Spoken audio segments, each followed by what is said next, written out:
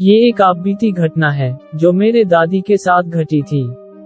मेरी दादी ने जब ये किस्सा मुझे सुनाई थी तब मेरे रोंगटे खड़े हो गए थे। ये घटना उनके साथ बचपन में घटी थी। तब की बात है जब वो 8 साल की थी। दादी की मायके वाले जमींदार थे।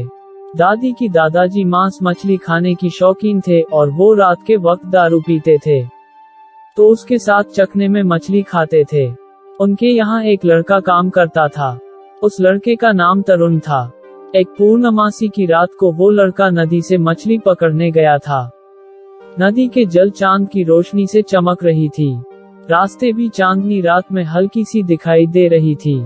दादी ने खेलते खेलते नदी के पास चली गई और जब वो तरुण को मछली पकड़ते हुए देख लिया तो वो उनके पास चली गई।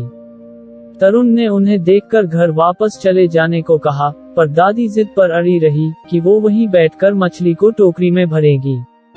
जब वो नहीं मानी तब तरुण ने जबरदस्ती एक हाथ में दादी को और दूसरे हाथ में मछली से भरी हुई टोकरी को पकड़ के चलने लगा।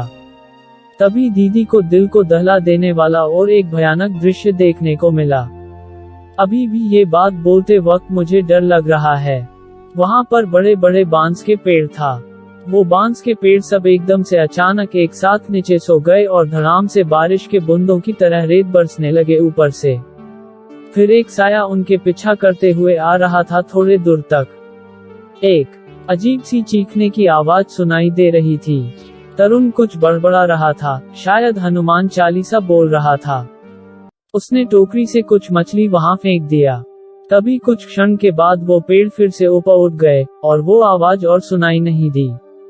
सब कुछ पहले जैसा हो गया। उस जगह पे नदी के कुछ ही दूरी पर शमशान घाट था।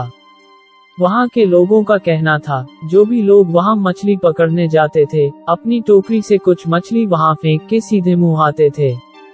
कोई पीछे मुड़कर दोबारा नहीं देखता था। उस रात तरुण ने दादी को वहाँ से ले जाने के चक्कर में वो चीज करना भूल गया। कहते हैं आत्माओं की मांसाहार आदि चीजों में आश रहती है। तभी ये बात दादी के सामने गई। हालांकि वो इन आत्मा वात्मा आदि चीजों में विश्वास नहीं करती थी, लेकिन वो चीज हमेशा के लिए उनके जेहन में रह गया था। वो समझ नहीं पा रही थी कि ये जो घटा सच था या कोई वहम। उस बात के 2 दिन तक उनके शरीर में बुखार रहा। वैद्य जी का कहना था कि वो उस वक्त चौंक गई होगी, उसकी वजह से उन्हें बुखार हो गया।